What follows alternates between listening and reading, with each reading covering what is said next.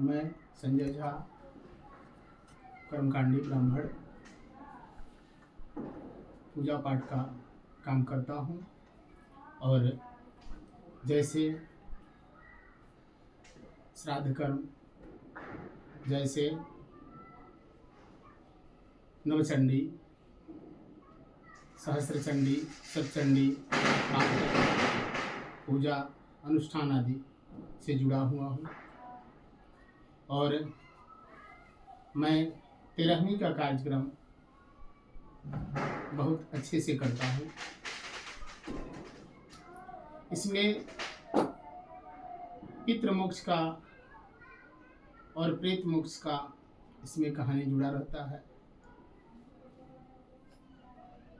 प्रेत मोक्ष जिसका मृत्यु हो गया है उसका कैसे उद्धार हो, इसके संदर्भ में मैं कुछ बताना चाहता हूँ।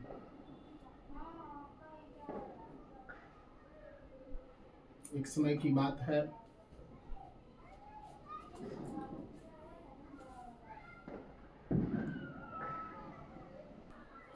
प्रेत मोक्ष का कहीं न कहीं ये जो 13ही कर्म होता है, जो श्राद्ध कर्म बोलते हैं, उसके एक अंग 13ही कर्म है। उसको करने से प्रेत को मोक्ष प्राप्त होता है।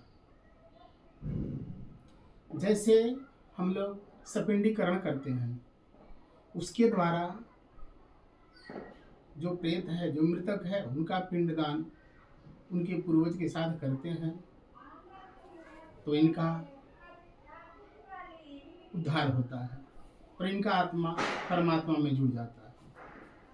कठोपनिषद कृष्ण यजुर्वेद से लिया गया है। कठ नाम के तपस्वी आचार्य थे। उदालक ऋषि के पुत्र नचिकेता और यम का संवाद महर्षि अरुण के पुत्र उदालक मुनि ने फल की कामना से विश्वजीत नामक यज्ञ किया। इस यज्ञ में उदालक मुनि ब्राह्मण का धन के साथ गाय दान किए, परंतु गाय सब बूढ़ी थी एवं बीमार थी। ऋषि के पुत्र नचिकेता ने जब यह प्रक्रिया देखा तो पिताजी को बोलने लगा कि हे पिताजी, यह बूढ़ी गाय दक्षिणा में दे रहे हो, ऐसी गाय निरर्थक मरणासन गाय तो ब्राह्मण को कष्ट देने वाली होगी। दान तो उस वस्तु को करना चाहिए कि लेने वाले पात्र को सुख प्राप्त करा सके। आप जो कर रहे हैं वो पुण्य नहीं पाप है, जो दया को नरक में पहुंचाता है। पिता उदालक ने अपने पुत्र के बातों का अनसुना कर दिया।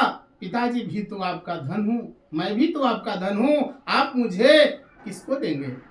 बार बार कहने के बाद उदालक क्रोधित होकर बोले, तुझे देता हूं मृत्यु को। अपने पिता के द्वारा प्रताड़ित किए जाने पर नचिकेता यम के पास पहुंच गया। वहां देखा कि यमपुरी में यम नहीं है, तो दिन रात रुककर यम से मुलाकात किए। यमराज नचिकेता को देखकर उनके हालात से अवगत होते तो प्रसन्न होकर नचिकेता पूछते हैं, आप यमपुरी में 3 दिन से भूखा प्यासा बैठे मेरा इंतजार कर रहे हो, आप वरदान के हकदार हो, मानो क्या वरदान चाहिए? प्रथम वरदान, मैं यहाँ से जाऊं तो मेरे पिताजी क्रोध त्याग कर मुझसे प्रेम पूर्वक व्यवहार रखे और अपनी आंसू का चिंता ना हो। यमराज बोले तथास्तु। यमराज बोले दूसरा वरदान मांगो। नचिकेता बोले, आप मुझे स्वर्गलोक के साधन भूत उस अग्नि ज्ञान प्राप्त हो जिसके द्वारा स्वर्गलोक को प्राप्त हुए पुरुष अमरत्व को प्राप्त करते हैं। तो यमराज ने नचिकेता के अग्नि यज्ञ का विधि भी बताई। नचिकेता ने अग्नि लिप्त न होने वाली विद्या को प्राप्त कराए।